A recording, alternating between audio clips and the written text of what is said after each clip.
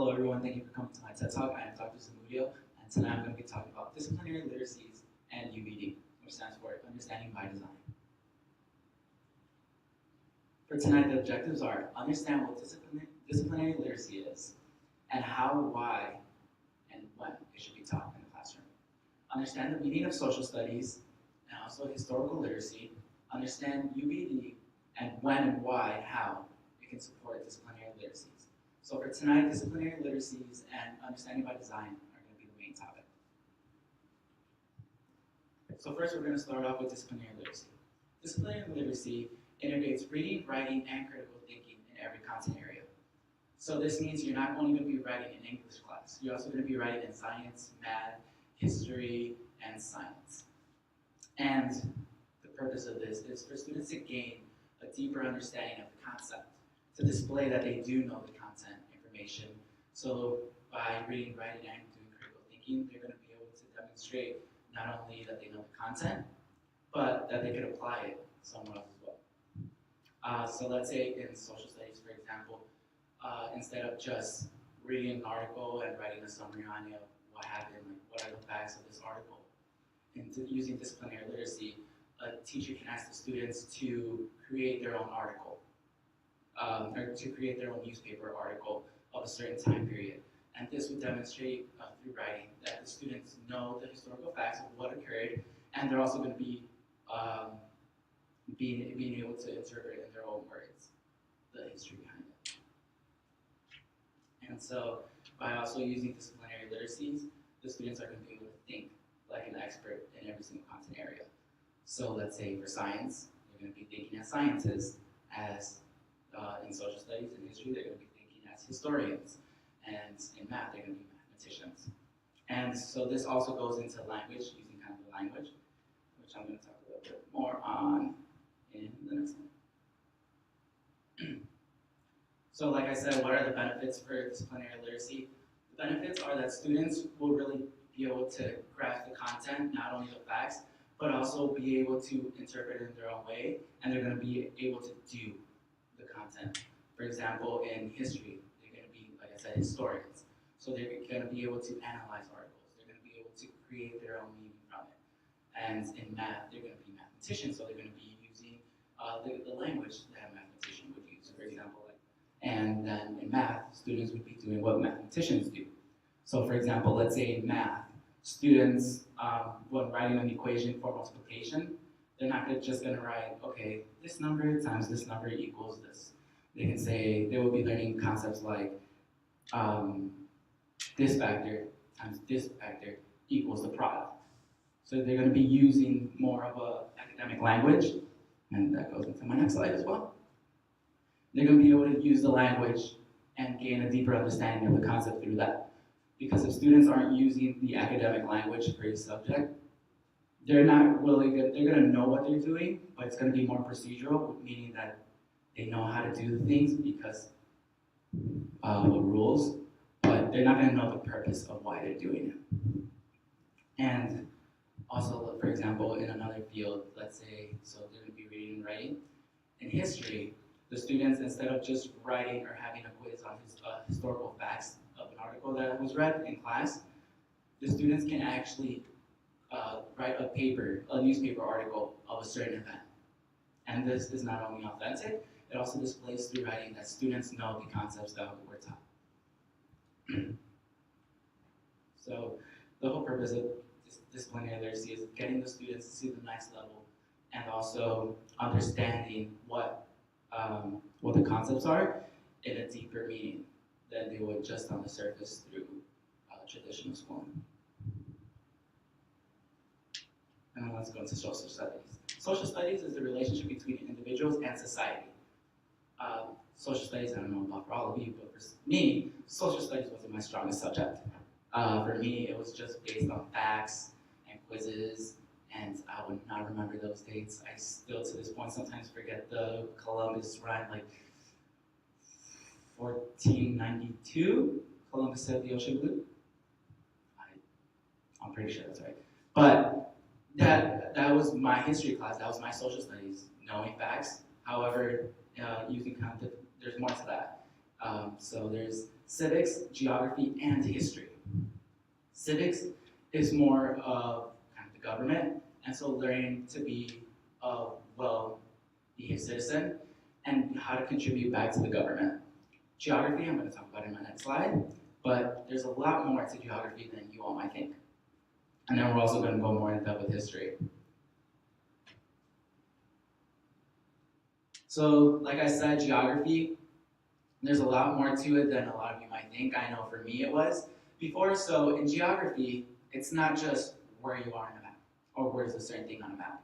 For me, in middle school and even until college, pretty far down my college career, I thought, okay, if you ask me how to explain geography, the only thing I would be able to say is, where are you on this map? There's not a map here, but if there was, where are you on this map, or where's Africa in this map? And that's it. That's all geography was, in my view. However, there's 5 different components. The first one is location. So location is where you are on the map, or relative to you, where is something located. So this could be, identifying where Africa was, or identifying where Tanzania is. So this one is the most basic one. Place is the second one, and this goes more into physical features. So more of the scenery, because the scenery in Chicago, downtown, is going to be very different from, let's say, again, I'm going to use Africa because I love Africa. In Chicago, you're going to see a lot of skyscrapers, and you're going to see a lot of people and a lot of traffic. However, in Africa, for example, Tanzania, you're going to see a lot of wildlife, a lot of amazing wildlife, a lot of nature, a lot of trees, a lot of grassland, and it's completely 2 different worlds. The next one is region, and this goes more into, this one also has physical features, but it's more of the environment. So let's say there's mountains, let's say, so it's kind of like the landscape form of the environment. And religion can also tie to this, and different languages, interregion. The following one is movement. So how do people and how do goods transport to and from this environment? So let's say there's a place like Chicago where there's a lot of public transportation. So people take trains, people take buses, cars, and in Lake Michigan, they could transport even in boats if they wanted to. However, let's say in the suburbs, there's not that many public transportation. There's actually none at all. You're not going to see a CTA train or any kind of train running down. So the only really form of transportation is going to be a car. Or even if you're in another place where people use horses to get around, that can be another ways humans transport to different places. And the last one is human-environment interaction. So how do humans interact with the environment around them? And this could be, for example, let's say a farmer, the way he or she interacts with the environment is through agriculture. They're going to be farming in the land. They're going to be watering it. They're going to be doing irrigation canals in order to grow crops. Good. Now we're going to go into historical literacy. So in historical literacy, the whole purpose is to move toward a more subjective stance in historic events. So at least, again, going to my perspective in history classes when I was younger, the way my teacher would teach history is through read this article, and that's it. That's facts. Take everything that you read in history class and take it as facts. For example, going again back to Columbus, most of the readings I would do in elementary is, he's a great guy. He's a hero to this country. Without Columbus, we would not be here, and everything that he did was great. However, as we all know now, there's a lot of controversy of what Columbus actually did. So, through historical literacy, you will be reading a lot of different sources, and you're going to be interpreting them and creating your own perspective of what actually happened in the past. And this is exactly what historians do. They don't read an article and say, this is facts. They read it, and then they read a different one, or they take bits and pieces of each one and create their own view of what occurred in the past. And this is, again, the purpose of disciplinary literacy. You want to get the students to be able to think like a historian. Um, and also like some skills that you're going to be using in historical literacy can be contextualizing, cooperation, and sourcing. Now, in contextualizing, this is very important because again, going back to skills that the students need in order to be able to, in order to think like a historian, is they need to know how to read an article well. So by contextualizing, they're going to be able to see the date, they're going to be able to see other aspects of, for example, who's writing the article. Is he or she a general? Is it an important person? Or is it just someone that was there during the event? Or someone very biased? And they're going to be able to take that information and while they're reading it, take it into account. For example, the date. Reading an article from the 1800s in that time period is very different than reading an article in the 21st century. And so when reading an article from the 1800s, you need to know and be aware that there was a lot of different views back then. Something that was big in that time period might not be so big in the 21st century, but for that era, it was huge. So just getting the students to that point of, wow, there's a lot more than just reading this article and taking everything as facts. And also corroboration. They're going to be using different sources, different articles in order to gain their perspective on a historical event. Now we're going to go into UBD, which is understanding by design. So this is a great way of doing your unit plans for students. Most teachers, the way they think about unit plans, or they see the way they go about planning one, is they see activity, and they're like, wow, this would be great in my classroom. And boom, the next day they're trying to practice it in the classroom. Sometimes it goes well, sometimes it doesn't go so well. However, using UBD, you're kind of thinking backwards. So you're going to start with, what do you want your students to know? The desired results. And this is meaning, by the end of this unit, what do I want my students to know? What do I want my students to come out of? And here you can incorporate the essential questions that you want students to gain, and also skills that you want to practice throughout this unit. In the second stage of UBD is assessments. So the evidence, you want evidence of students actually learning the content, trying to achieve the goal that you implemented for them. And so in stage 2, you're going to think of the best form of assessment to see that the students are gaining that knowledge, that the students are working toward the end goal. And in the third stage, here's where you plan out the activities and instructions for the students. And each one of these steps goes back to the first one, which is identifying the final results.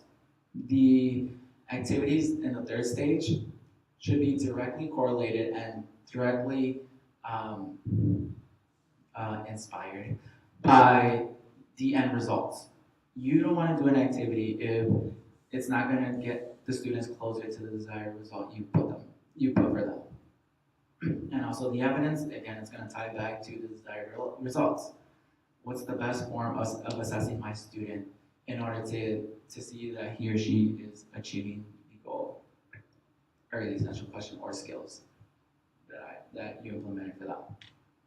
And so how does UBD support disciplinary literacy? You can put different skills that you want students to practice of disciplinary literacy into your unit plan. So like I said, in the desired results, it's not just the essential questions, it's not just the content that you want the students to gain. You can also put skills. So for example, in history, you can put contextualizing as one of your desired results. You want the students to get better at contextualizing. And so in your assessments, you're gonna have another one that shows, how is my student contextualizing?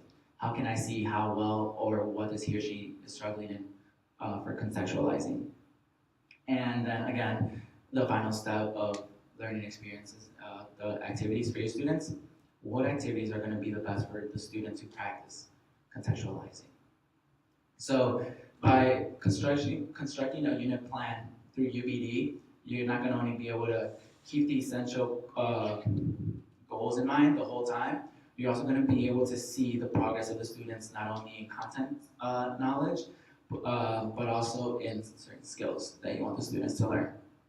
So through doing all this, the students will be able to not only get a richer education, they're going to be able to actually comprehend more of the content, not just learning boring facts, not just sitting in the classroom because I have to, but the students are actually going to be doing the content.